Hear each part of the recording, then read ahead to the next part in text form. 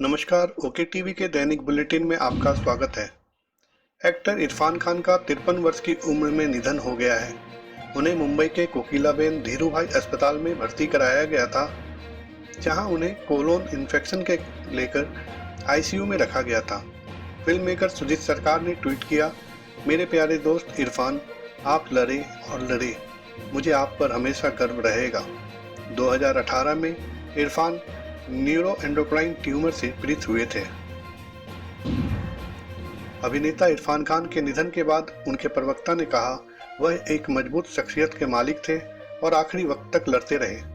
प्रवक्ता ने बताया, 2018 में दुर्लभ कैंसर होने की जानकारी मिलने के बाद जिंदगी जिस रूप में उनके सामने आई, उन्होंने वैसे उसे जिया और उसके साथ आने वाली कई संघर्षों का सामना किया।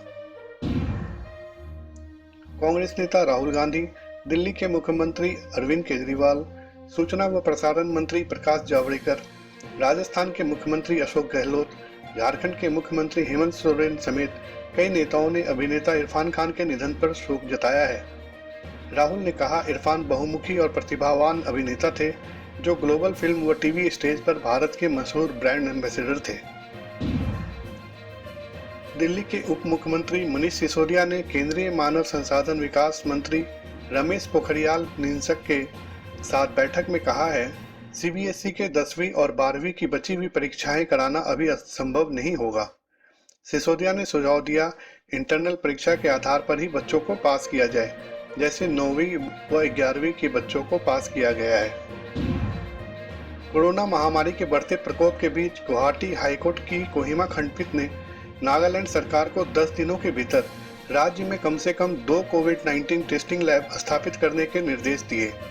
दरअसल नागालैंड में अब तक कोविड-19 जांच के लिए एक भी टेस्टिंग लैब नहीं है और नागालैंड से सभी नमूने असम की प्रयोगशालाओं में भेजे जाते हैं। जम्मू कश्मीर के शोपियां में मंगलवार से जारी मुठभेड़ में सुरक्षा बलों ने बुधवार दोपहर तक 3 अज्ञात आतंकवादियों को मार गिराया है। इस ऑपरेशन को सीआरपीएफ, आर्मी व जम्मू कश्मीर पुलिस ने संयुक्त रूप से अंजाम दिया। इससे पहले कुलगाम में 27 अप्रैल को सुरक्षा बलों ने 3 आतंकवादियों और 25 अप्रैल को अवंतीपुरा में 2 आतंकवादियों को ढेर किया था। उत्तर प्रदेश के मंत्री सिद्धार्थनाथ सिंह के अनुसार राज्य सरकार कोरोना वायरस के कारण चीन छोड़कर जाने की योजना बना रही करीब 100 अमेरिकी कंपनियों के संपर्क में है।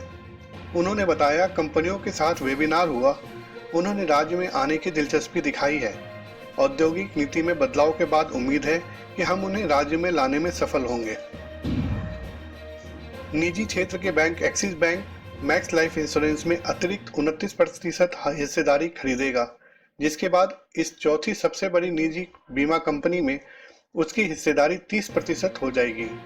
बतौर रिपोर्ट्स यह सौदा 1600 करोड़ में हो सकता है। सौदे के बाद यह मैक्स फाइनेंशियल सर्विसेज और एक्सिस बैंक का 70-30 हिस्सेदारी वाला संयुक्त उपकरण बन जाएगा।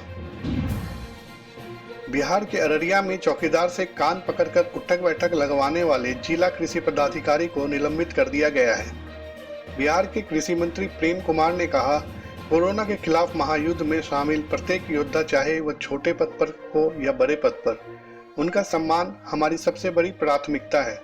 इससे पहले एक एएसआई को निलंबित किया गया था। आरबीआई ने एक आरटीआई के जवाब में बताया है कि बैंकों ने 30 सितंबर 2019 तक मेहुल चोकसी समेत शीर्ष 50 विलफुल डिफॉल्टरों के 68,607 करोड़ के कर्ज को बट्टे खाते में डाल दिए। इनमें चौकसी की गीतांजलि जेम्स की 5,492 करोड़ ऋण पहले नंबर पे है, जबकि विजय माल्या की किंगफिशर एयरलाइंस 1,943 करोड़ रुपए के साथ 9वें पायदान पर है। बायोफार्मास्यूटिकल कंपनी बायोकॉन की एमडी किरण मजुमदार-शॉ ने कहा है, इस बात के कोई सबूत नहीं है कि कोरोना वायरस के उपचार में प्लाज्मा थेरेपी कारगर है वाला सरकार का बयान गलत है। उन्होंने कहा, यहाँ तक कि यूएस एफडीए का भी मानना है कि यह सार्थक उपचार है और उसने रोगियों से प्लाज्मा दान करने का अनुरोध किया है।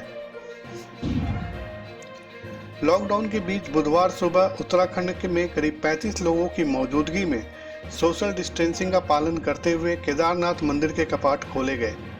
मुख्यमंत्री त्रिवेंद्र सिंह रावत ने कहा, बाबा से प्रार्थना है कि समस्त मानवता की कोरोना से रक्षा करें। उन्होंने कहा, इस समय श्रद्धालु केदारनाथ नहीं जा पाएंगे, लेकिन भगवान का आशीर्वाद हमारे साथ है। सरकार ने कोरोना वायरस महामारी के चलते सार्वजनिक क्षेत्र की विमानन कंपनी एयर इंडिया की 100% हिस्सेदारी खरीदने की इच्छुक कंपनियों के लिए बोली जमा कराने की आखिरी तारीख बढ़ाकर अब 30 जून कर दी है। इससे पहले सरकार ने एयर इंडिया के लिए बोली जमा कराने की आखिरी तारीख 17 मार्च से बढ़ाकर 30 अप्रैल की थी। केंद्रीय स्वास्थ्य एवं परिवार कल्याण मंत्रालय द्वारा जारी बुधवार सुबह 8 बजे तक के आंकड़ों के अनुसार भारत में कोरोना वायरस के संक्रमण से मरने वालों की संख्या 1007 हो चुकी है। साथ ही देश में कोविड-19 से संक्रमित लोगों की कुल संख्या बढ़कर 31,332 हो गई है। इनमें से 7,696 लोग ठीक डिस्चार्ज या माइग्रेट हुए हैं, जबकि 22,629 सक्रिय मामले हैं। अक्षय कुमार ने कोरोना वायरस के बीच मुंबई पुलिस फाउंडेशन को 2 करोड़ रुपए डोनेट किए हैं। उन्हें शुक्रिया करते हुए मुंबई पुलिस आयुक्त परमवीर सिंह ने ट्वीट किया, आपका योगदान शहर की सुरक्षा के लिए प्रतिबद्ध लोगों के जीवन की सुरक्षा में मदद करेगा। महिंद्रा समूह के चेयरमैन आनंद महिंद्रा ने कहा है कि अगर सरकार देश के अलग अलग हिस्सों में चरणबद्ध तरीके से लॉकडाउन हटाएगी तो बहुत धीमी औद्योगिक रिकवरी होगी। उन्होंने कहा, मैन्युफैक्चरिंग में अगर एक भी फीडर संयंत्र बंद है तो उत्पाद की फाइल असेंबलिंग रुक जाएगी। उन्होंने अच्छी जांच पड़ताल कर 49 दिन बाद व्यापक लॉकडाउन हटाने का सुझाव दिया।